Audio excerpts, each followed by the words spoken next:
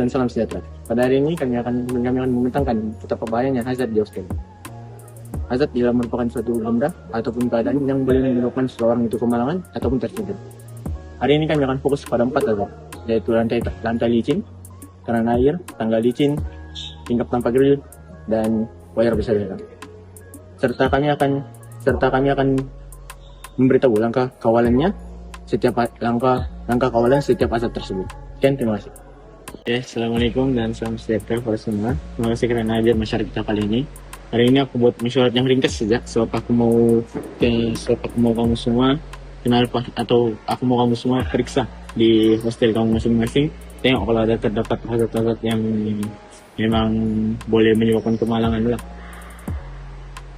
Setiap hazard yang kamu jumpa tuh, aku mau kamu gambar ataupun kamu record lah, gambar atau record tuh. Tapi lebih prefer aku dua-dua, gambar dengan record, jadi supaya kita boleh ambil tindakan yang selanjutnya lah. Oke, baik. Saya selaku jaga keselamatan akan memeriksa kawasan tangga, laluan kecemasan dan pintu keluar bagi memastikan tiada sebarang halangan atau kerusakan yang berlaku dan membahayakan penghuni. Semua hazard yang ditemu akan saya rekodkan dan laporkan.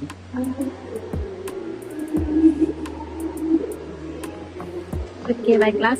Saya pula akan mengambil setiap gambar hazard yang ditemui sebagai bukti untuk memastikan semua gambar-gambar disusun di lokasi, dan saya akan menyediakan satu laporan.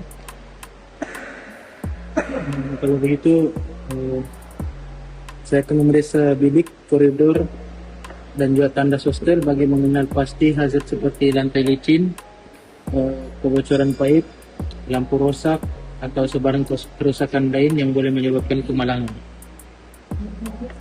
Oke, kalau begitu saya akan mencatat semua hazard yang dilaporkan, termasuk lokasi, jenis hazard, tahap risiko, dan cadangan tindakan supaya laporan pemeriksaan dapat disediakan dengan lengkap.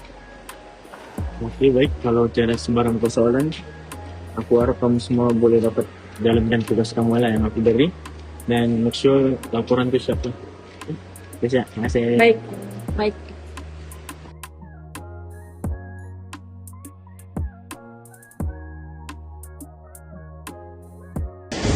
Oke, hazard yang pertama, lantai licin kerana air. Keadaan ini boleh berlaku akibat tumpahan air, kebocoran pipe, atau selepas kerja pembersihan. Lantai yang licin juga boleh menyebabkan penghuni tergelincir dan mengalami kecederaan seperti terseliu, patah tulang, atau kecederaan di bagian kepala. Antara langkah kawalannya ialah membersihkan tumpahan air dengan segera, meletakkan papan tanda lantai licin, memastikan sistem saliran berfungsi dengan baik, dan memakai kasut yang mempunyai cengkaman yang sesuai.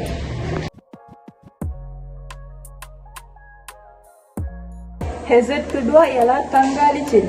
Tangga sering digunakan oleh penghuni setiap hari. Jika tangga basah, berhabuk, atau permukaannya haus, risiko terjatuh adalah lebih tinggi. Kemalangan di tangga boleh menyebabkan kecederaan serius seperti patah tulang atau kecederaan kepada kepala. Langkah kawalannya ialah memastikan tangga sentiasa bersih dan kering, memasang jalur anti gelincir pada anak tangga, menyediakan pemegang tangan atau handrail yang kukuh, serta memastikan pencahayaan yang mencukupi.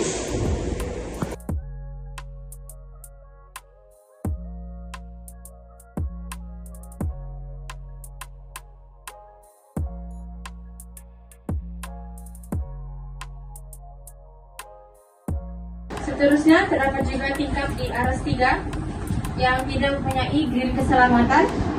Keadaan ini meningkatkan risiko penghuni terjatuh, terutamanya jika tingkap dibuka luas atau penghuni duduk atau bersandar di tepi tingkap. Langkah kawalannya ialah memasang grill keselamatan pada tingkap, menghadkan pembukaan tingkap menggunakan window restrictor, memasang papan tanda amaran, dan mengingatkan penghuni supaya tidak duduk, memanjat atau bersandar pada dinding.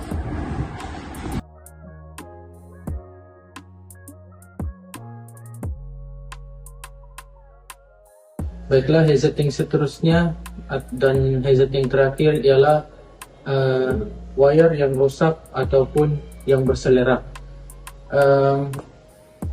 Wire yang berselerak ataupun rosak ini boleh menyebabkan penghuni tersandung, manakala kalau yang rosak ini boleh menyebabkan renjatan elektrik kepada mangsa ataupun boleh menyebabkan kebakaran. Dan langkah kawalannya ialah sekiranya wire berselerak haruslah disusun dan dengan rapi agar tidak tersandung kepada mangsa yang boleh menyebabkan mangsa tersandung ataupun jatuh. Dan bagi wire yang rosak adalah baiknya sekiranya untuk memanggil ataupun meminta kepada yang pakar untuk membaiki wire tersebut. Sebagai kesimpulannya, keempat azab itu adalah amat berbahaya bagi pelajar hostel.